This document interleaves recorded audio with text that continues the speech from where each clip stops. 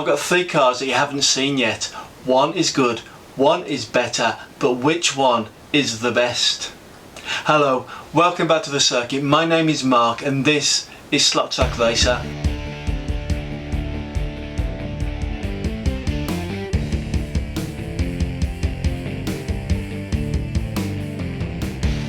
So today's video is all about the cars that I bought at the UK Slot Car Festival at Gaydon. Okay, so I do know that the Gaydon Festival was back in May, so I'm quite a few weeks behind the times.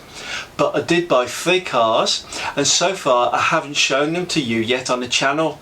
So let's put that right now. I'm going to come around the other side of the table and I'll show you what we've got. So my budget for this year's UK Slot Car Festival was £80 and that money was burning a hole right in my pocket. So let me show you the three cars that I bought. So I bought them from the tables that are in front of the traders. So by implication these cars tend to be second hand. There might be, you know, little faults with them that you need to pick the cars up and check them. But I'll show you what I got. So the first car I bought was this Porsche 911 RSR that used to race at Le Mans in 2016. So that car cost me £25. Nice, isn't it? The next one I bought was this Maserati Trofeo. This one was a bit more expensive. This one was £30.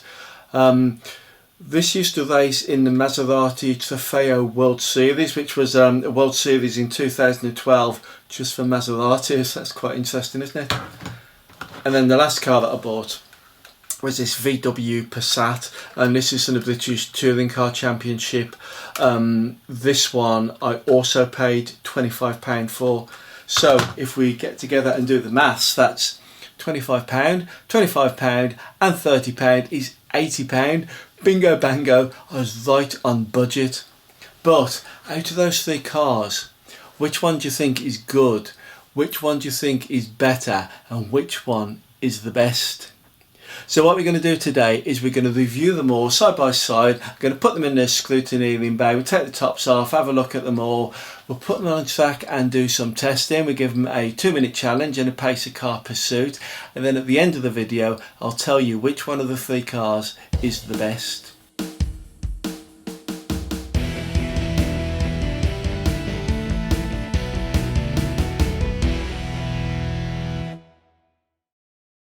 So let's start digging into the cars in detail. So this is a Porsche 911 RSR 2016 24 hours of Le Mans and it's car number 91. So this is Scalextric catalogue number C3944. It was released around about 2018 and the RRP was somewhere between £32 and £35. I've looked this car up on eBay and you can still buy them, but the listing price at the moment seems to be somewhere between £77 and £80. I really don't know why they're that expensive, and I've looked at finished listings and some person has actually paid £80 for this car, so mine with 25 was a real bargain, wasn't it? And this is a Maserati Trofeo, so its Scalextric catalogue number is C3388. The car modelled is a Maserati Trofeo from the World Series of 2012. It's car number 99. It was driven by R. Cuppins. So this car was released by Scalextric in 2013-2014 and the RRP at the time was around about £35. I've looked this one up on eBay. Typical listing price for this car at the moment is £40, so I paid £30 for it. It came without a box, so a new box would be about £10. So I probably paid about the going rate for this car. And this is a British Touring Car Championship VW Passat. It's car number 40 that was driven by Aaron Smith. So its Scalextric catalogue number is C3864.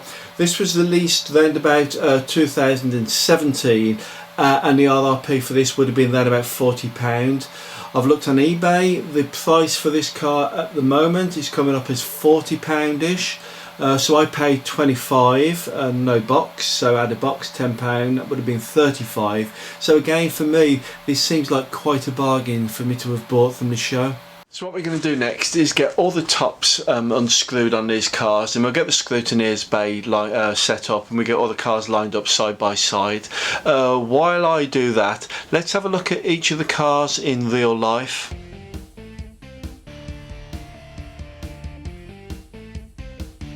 Okay, so this is a 2016 Porsche 911 RSR. This raced at Le Mans with the most famous driver from a British viewpoint being Nick Tandy.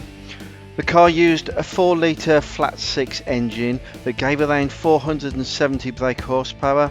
Of course, it had its advanced aerodynamics, and while the car was actually built for endurance and showed really strong pace in the race, it actually retired with engine failure.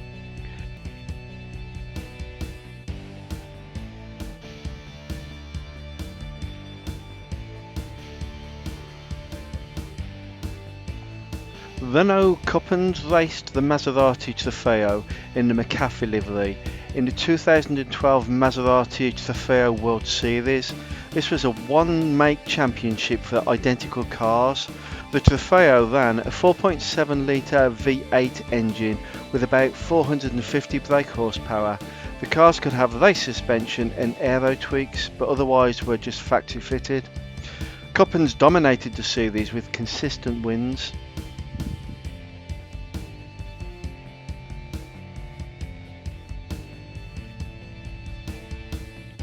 2016 BTCC VW Passat was built to NGTC specs with a 2-litre turbo engine making around 350 brake horsepower. It had front wheel drive and a strong chassis for close touring car racing. Alan Smith drove it for Team BKR, impressing with a win at Rockingham and consistent performances as a privateer.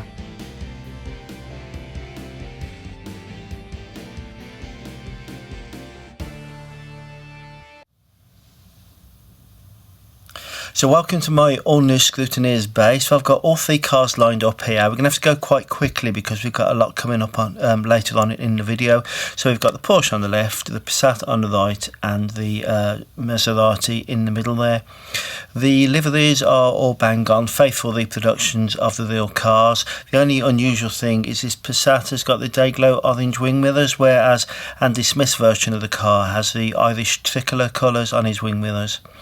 The wing mirrors on all cars are firm, which is always important for a second-hand car, and also the spoilers. You probably can't see them at this angle, but the spoilers are all in really good condition.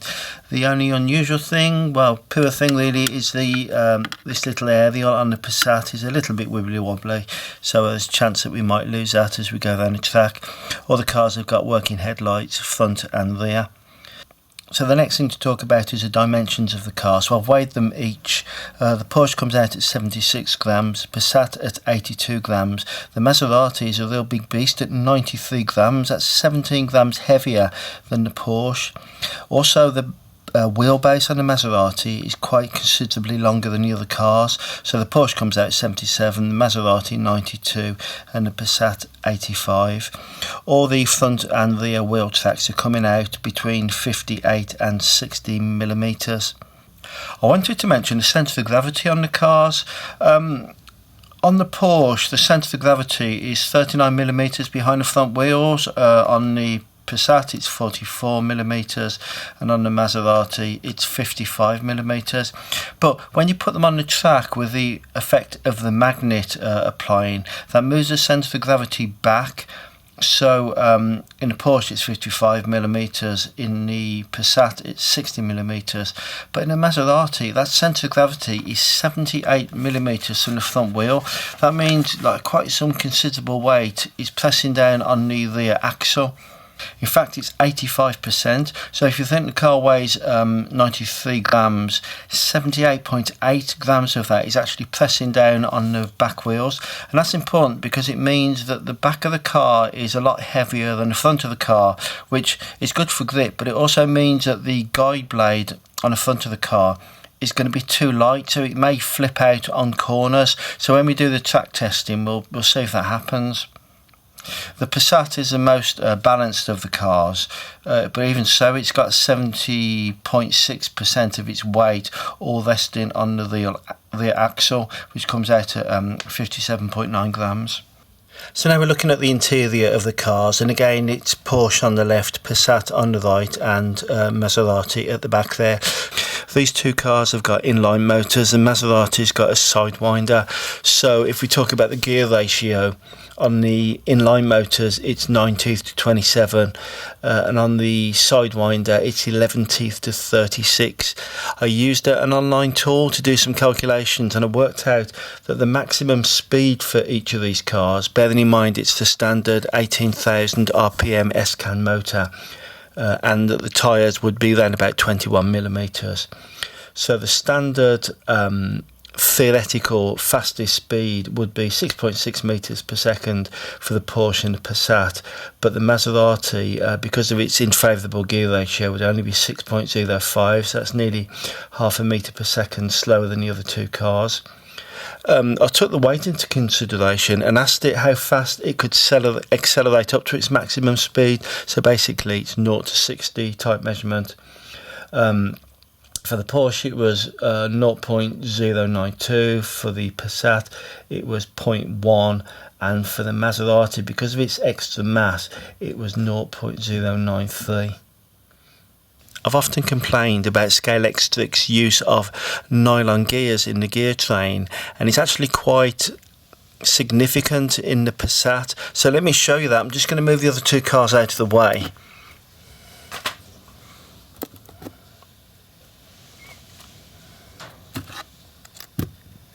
So what I noticed when I looked inside the Passat was this nylon bearing which sits inside a cup, a friction cup.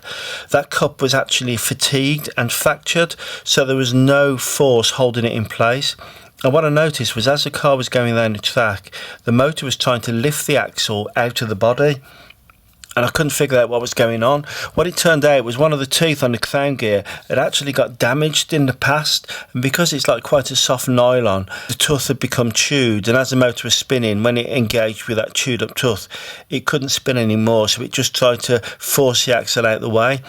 That sort of thing wouldn't have happened if we'd got brass bearings in there. What I also noticed was the pillar on the back of this car here, more so in the body, there was damage on it. So if I show you the body of the Passat, if I just put that there, if you can see this little post here where the screw goes in, so that is damaged and it's been fixed with some sort of epoxy resin. The screw wasn't actually holding in there, so I've had to drill it out and put a slightly bigger screw in. So at some stage in this car's career it's had some sort of rear end damage, which could also maybe have caused a damage on the tooth, on the crown gear. But that's enough looking at the cars really, because what we actually want to do is test them out on the track and see how fast they can go. So what we've got coming up, for each car I'm going to give them a 2-minute challenge and a pace of car pursuit. So that's going to be 6 races coming up. That's going to be really good. Don't forget, in the 2-minute challenge, if you can get yourself under 6.177 seconds, that'll get you into the top 10, and if you can get under 6 seconds, you're going to get into the top 6 on the leaderboard. And of course, if you're in the top 10 on the leaderboard, you earn your place on the shelf of champions. So at threat today, the Jaguar's at threat, the Honda Earth car is at threat, and Jade Edwards' Honda Civic Type R, that's under threat as well, depending just on how many of these cars can actually hit the time to get into the top 10. So just before we go down to trackside, I wanted to remind you about the key points that came out of that scrutineers bay, because it was a little bit rushed, wasn't it? So first of all, sizes. The Porsche is the smallest car and the lightest. That Maserati, it's a real big beast. It's much longer, but it's also 17 grams heavier, and that's quite a lot in a slot car world. Top speeds. So because of the gear ratio, the theoretical top speeds of the Passat and the Porsche are the same at 6.5 meters per second, but that Maserati, its gear ratio is different, less favourable, so it can only get up to, in theory, 6.05 meters per second. So that's a whole meter per second slower than the other two cars. Acceleration, because the Maserati is that much heavier, it's slower to accelerate, but because its theoretical top speed is less than the other two cars, it can get up to it in about the same amount of time, if that makes sense. The last thing to mention that came out of the scrutineers bay was this interesting one about centres of gravity. So the Passat is the most balanced car, but the Maserati, its centre of gravity is right over the back axle. That means all the weight's pushing down on the back, which makes the guide blade on the front, that's going to be footloose and fancy free. And I reckon when I get to the tight turns, it's just going to go straight on rather than following the track round. It remains to be seen. So it's all coming up. Let's go straight over to Mark commentary, and the first thing we've got coming up is the 2-minute challenges.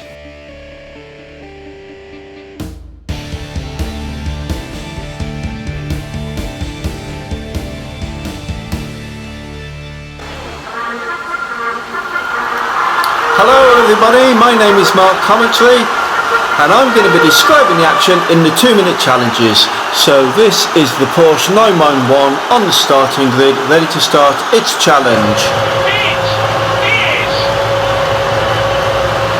And off we go, and we're racing. So 6.177 will get it in the top 10, and a time of under 6 seconds will get it into the top 6. So just outside a top 6 time there, but it's definitely going to be on the leaderboard already. That's 5.904, that's a good speed. We haven't seen this sort of speed for quite a few rounds. Over 6 seconds there, 4 laps completed.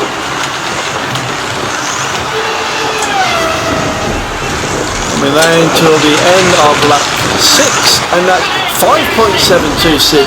So this car's going to be well into the top 6 on the leaderboard. 5.664. The Porsche is doing incredibly well. Flipped out there a little bit. I saw the back end go. 9 laps completed. That's 5.986, and we're halfway through the time. That's a 5.808. This is a really good performance in the Porsche. It's really fast and nimble. That's 5.732. 5.555. What a good time. That's a 5.6. Not so good now. 13 laps completed. Comes through for lap 14. 5.7. And that's 5.596, still outside its best time, 15 laps completed. 5.509, 16 laps completed, and that's its best time so far, 5.509, 17 laps completed. 5.596, will it be able to throw in another fast lap? Remember the Pagani wire, they managed to complete 21 laps. Will the Porsche equal that feat? He comes in for 20. Will it do 21? No, there are the buzzers. The race is over, 2 minutes completed. So let's recap on that time. Its best lap time there was 5.509, and the Porsche completed 20 laps. So that's definitely going to be a top 5 finish for the Porsche. So let's now move straight into the second challenge of the day. This time it's the Maserati Trofeo, just getting the final preparations in place there. And here is the Trofeo sitting on the grid. Excitement mounts. Let's wait for the race to begin.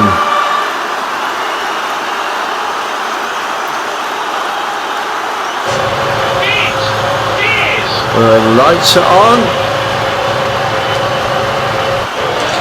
And we're racing. So the Maserati is probably the heaviest car we've ever had on this track. It comes through for its first lap, and that's a 7.543. Those first laps always seem to be quite tentative. Second lap there, 6.263. And another 6.447. So far it hasn't been able to break under the 6-second mark. 4 laps completed. Another 6.3, so we're well outside of the under 6 seconds at the moment. And again, 6 laps completed. 7 laps, we're getting to nearly halfway through now. There's 1 minute 10 seconds remaining, and there the Maserati's broken through the 6-second barrier, so that's a 5.895. That was quite a good time, but its average time is Oh sorry, there's a 5.995, that's a good time, 10 laps completed. Most of the seen laps that are outside of the 6-second mark, which makes this car quite tentative really. That's a 5.884 of 13 laps, that's its fastest lap so far. This car's having to be careful on the corners. It does have that problem with the front blade being so light, so its performance is quite tentative, particularly in this tight R1 corner. 16 laps completed. Still the fastest is 5.884, that's a 6.298. We've only got 10 seconds to go now. 6.250, can he throw in a fast lap for this last one? No, so it only completed 19 laps, and I think that's because its lap time was over 6 seconds in most cases, and that's impacted its ability to get enough laps in there, so it's only completed 19, and the fastest there was 5.884. And so here is the Passat in the last challenge of today. So it's sitting on the grid there. If you remember, this is the most balanced of the three cars. So we'll see what performance this can give us. There's a fanfare, the excitement starts to build, and we're waiting for the lights to come on. We are about to go racing. And here we go. So the Passat, the most balanced of the car. We've had two great performances today. There's our first lap, 6.7, that's a fast one already. So the Porsche gave us some excitement, the Maserati less so. Let's see what this Passat can do. Coming down for lap 3, and that's a 6.174. So all been over 6 seconds so far. And there's our first under 6 second lap. So lap 4, 5.805. Lap 5, 5.931. And that's the fastest so far, 5.783. And another fast one, 5.595. And I tell you, we are starting to approach the time of the Pagani Huayra. Do you think the Passat has got the balls in it to beat the Huayra? It's another fast one, 5.592. 10 laps gone, but into the second half of the challenge now. 5.592. Last lap was 5.719. 5.617, 13 laps completed. 5.576, another fast one. The Pagani, let me remind you, is 5.495. So we're really close to that time with this Volkswagen Passat. 16 laps completed, 25 seconds left to go. So 5.7. 18 laps done, 5.579. 5.723. So is it topped out? Will it throw in another fast lap? It does! 5.564, and it completed 20 laps. It nearly got in 21 laps there. It was just coming round to complete one more when the buzzer went off. But there you are, there's the final result. It's completed 20 laps, and the fastest time there was 5.564 seconds. What an amazing performance from three amazing cars. Yay, three amazing races. So I'm definitely going to have 3 changes on the shelf of champions, but I won't tell you what position the cars got just yet. You'll have to wait till the end of the video. But what we're going to do next is go straight back to the track and see the pacer car pursuits. Thank you, Mark. This is Mark Commentary, and I'm going to be describing the action for the pacer car pursuits. So today we have 2 new pacer cars. We have an orange Porsche 997 driven by Le Mans, and a silver Aston Martin driven by Diane Toner. Diane Toner's in position 1 on the grid, and at the back it's Mark Rosberg in the Porsche 911 RSR. Green lights are on and we're racing. So Rosberg was a bit slow off the line there, but Diane Toner is leading the field. And she comes through in first position. Rosberg's already up into second, and that's Le Mans at the back in the orange Porsche in third. Toner goes through there, Rosberg and Le Mans there in back position. So we're on lap 2 here, still Diane Toner. Rosberg starting to make a challenge, and he's got through on the back straight there, but there's a bit of a battle building up, positions are changing. No, Rosberg takes it on the line, so Mark Rosberg in the Porsche 911 leads the race. Diane Toner in the Aston Martin is second, and Le Mans coming back, so Le Mans has got through into second.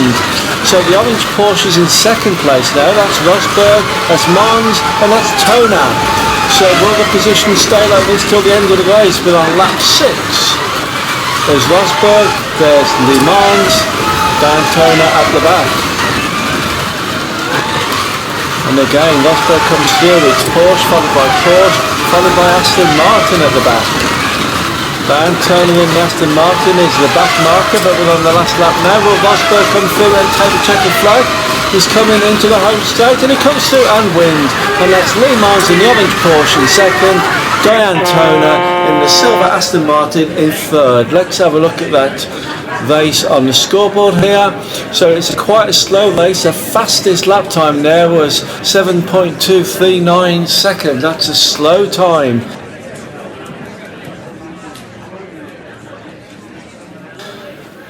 But let's go on to the next race, and here we are. This is the Maserati, and it's Mark Rosberg driving it.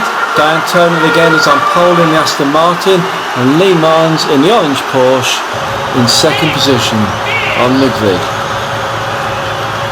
Green lights are on and we're racing, and let's see what happens as they come down for the first race.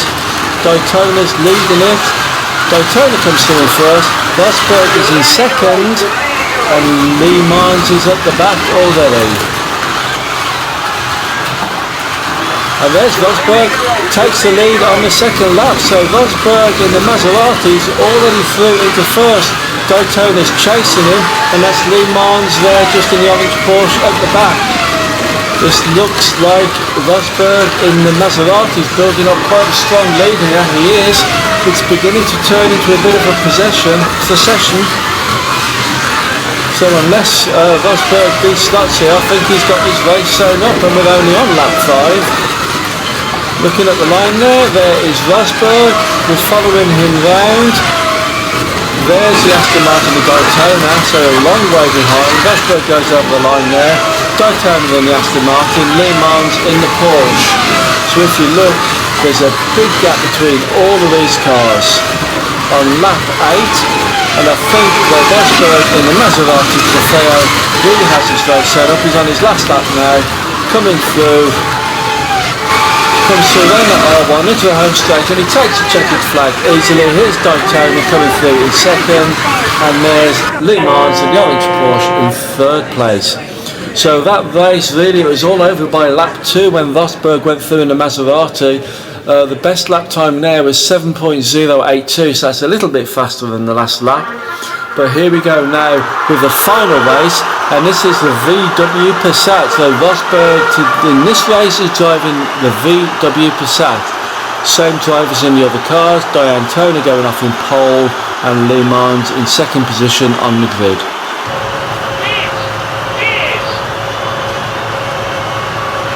And the green lights are on and we're racing, so let's see what happens this time.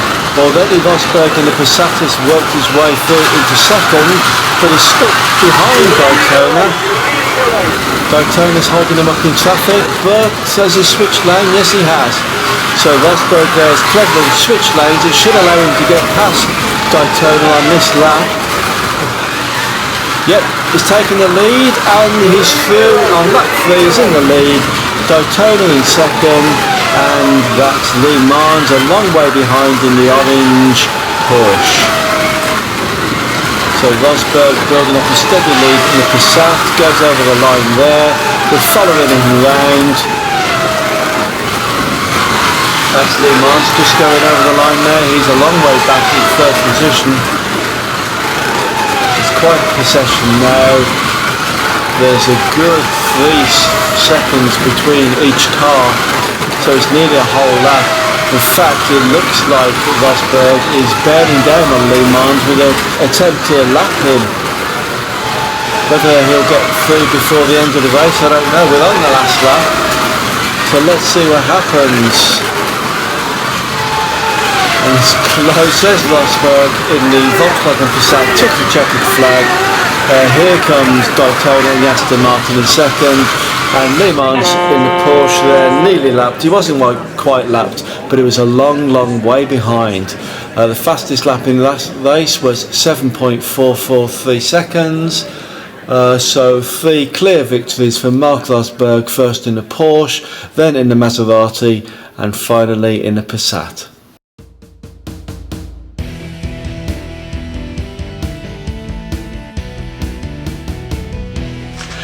We got there at the end of episode 27.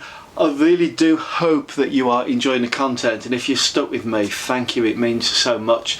These videos are so difficult for me to make because, well, I filmed this one in its entirety, and you know what, it was coming out at about 45 minutes, nearly an hour, and just in temper I screwed it up and threw it all away. So I filmed this one twice, and that's just how difficult it is, and my head is like buzzing with ideas, but my mouth just won't say what's inside my head. So I hope that you are enjoying it, and thanks for sticking with me if you've got this far. But let's get to the point. So at the start of the video I showed you 3 cars that I'd bought from the Gaydon Slot Car Festival. So I got this Volkswagen Passat, I'll do them one at a time, this Maserati Trofeo, and this little Porsche 911. And I asked you the question, which was good, which was better, and which one was the best? Well, we've had a look at the cars in the scrutineers bay, we've had a look at the cars on the track, and I now know the answer to the question. And stick around because I'm going to tell it to you right now. And since I'm standing here, we may as well start with the Shelf of Champions. I hope you like the Shelf of Champions, it's another one of my crazy ideas, so I do hope that you're having fun with it. So what I said at this, when we started the 2-minute challenge was, if these cars hit the 6.177 mark for lap time, that will get them into the top 10, and if they could get under 6 seconds, that will get them into the top 6. Well, I can confirm that they did actually all get in to the top 10. So that means that I've got 3 cars that were at risk of dropping out, and I'm afraid they have gone. So we do need to say goodbye to the Jaguar Mark 1. He was in 10th position, so he's got to go. We do have to say goodbye for the little Formula 1 Honda Earth car, so he goes. And we do have to say goodbye to one of my favourites actually, Jade Edwards' Honda Civic Type R. So I really like this car, but I'm afraid it's dropped out of the top 10. So what I'm going to do now is I'm going to rearrange all these cars into the correct order, and then I'm going to put the new batch into their correct positions, so bear with me.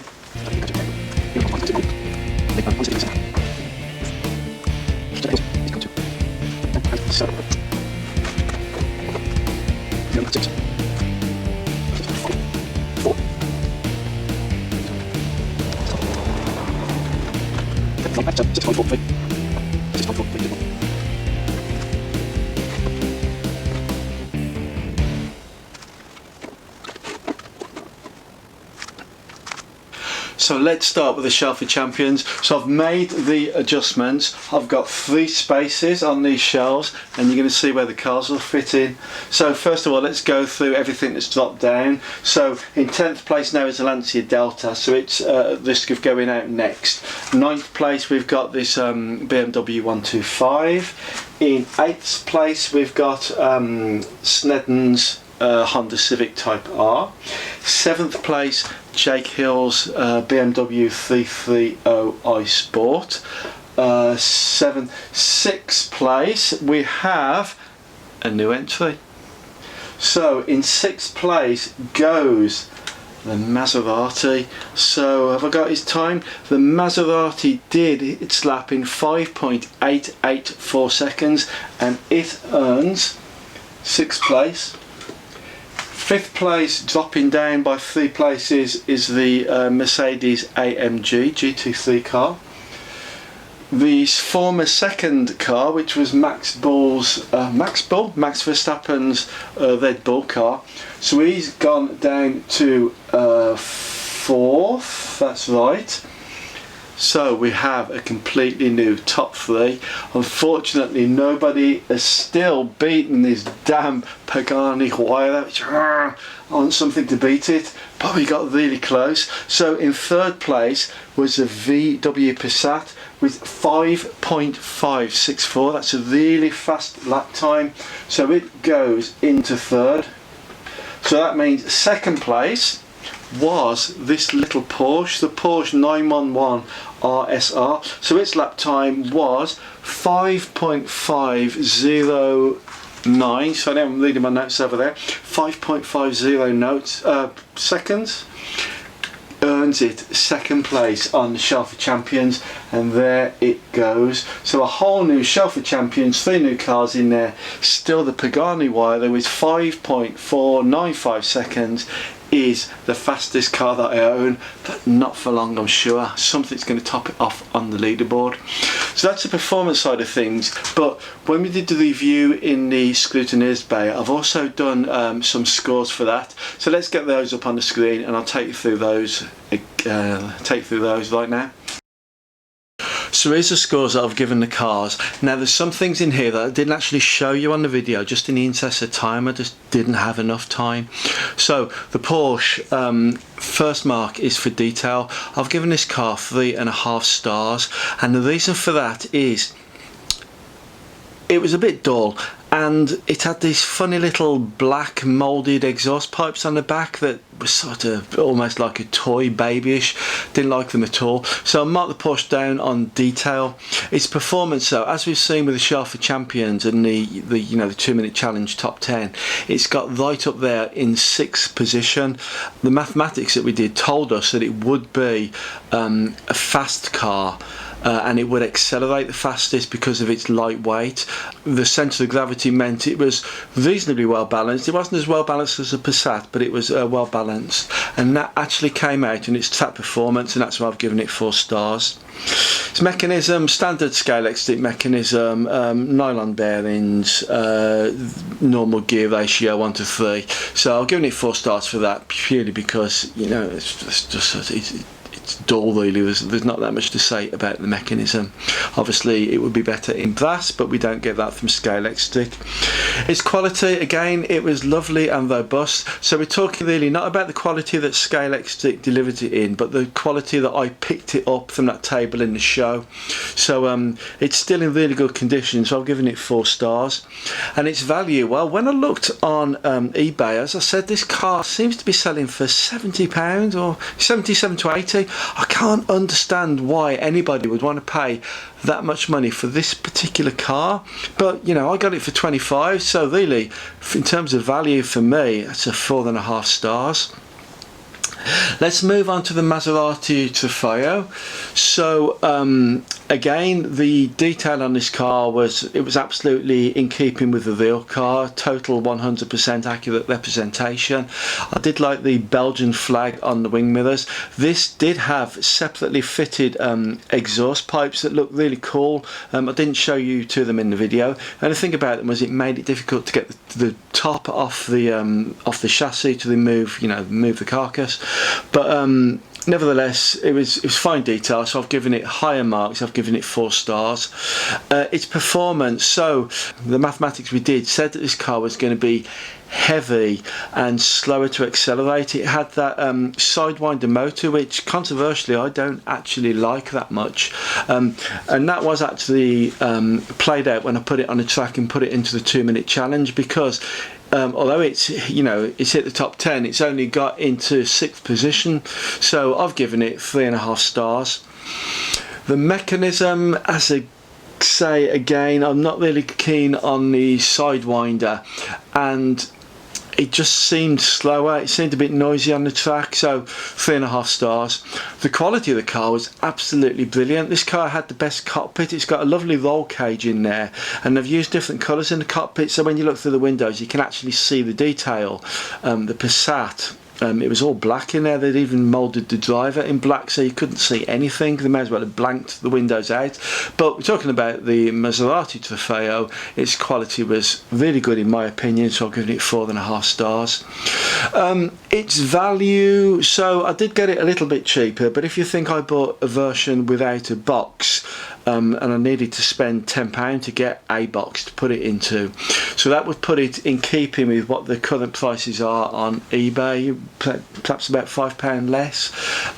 So its value is a bit sort of so. I've given it 3.5 stars. Let's move on to the Passat.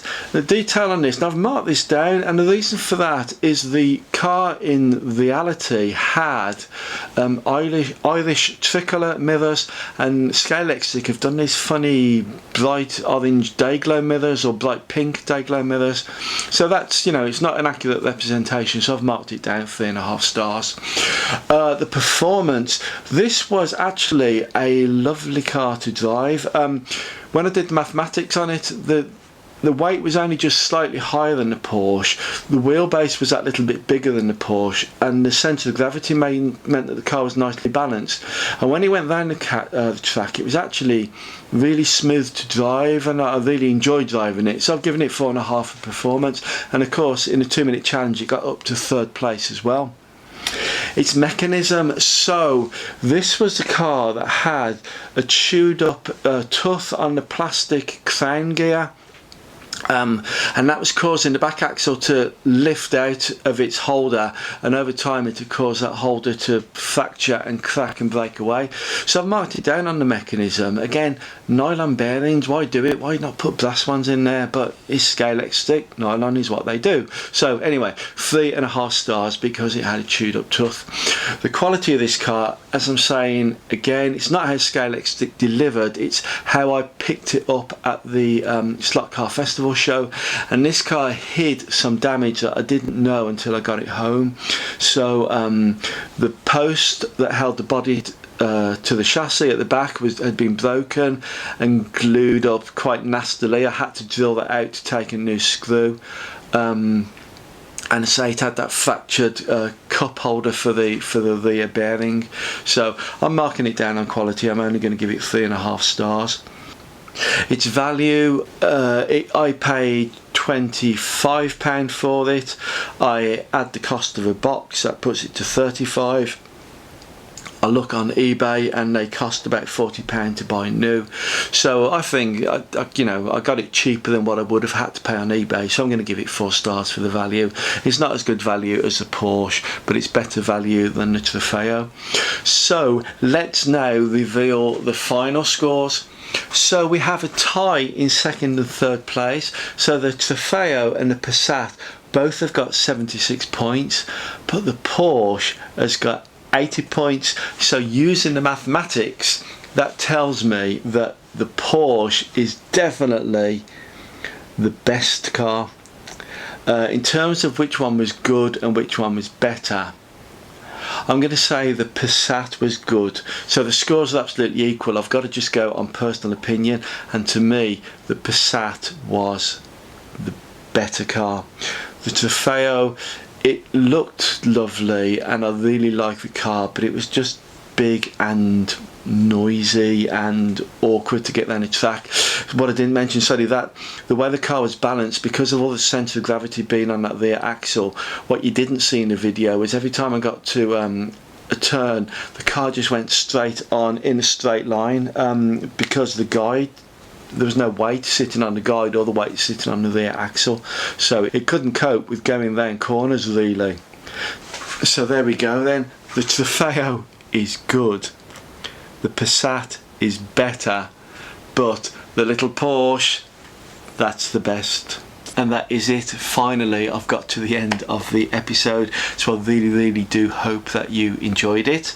If you did enjoy it, thumbs up please down below. If you didn't enjoy it, don't do anything at all, don't tell anybody. If it's the first time you found me, or you've been here before and you haven't subscribed already, do click on the subscribe button. And also, please, if you've got anything to say about the video, if you disagree with the maths I've done, or disagree with the races I did, or disagree with anything I've said, or maybe just want to say well done Mark, put that down in the comments, because it's really interesting for me to read it, and I'll put something back to you so we can have a little discussion. So yeah, do engage with me. It really helps to keep the confidence up, and it helps me to make better and better content.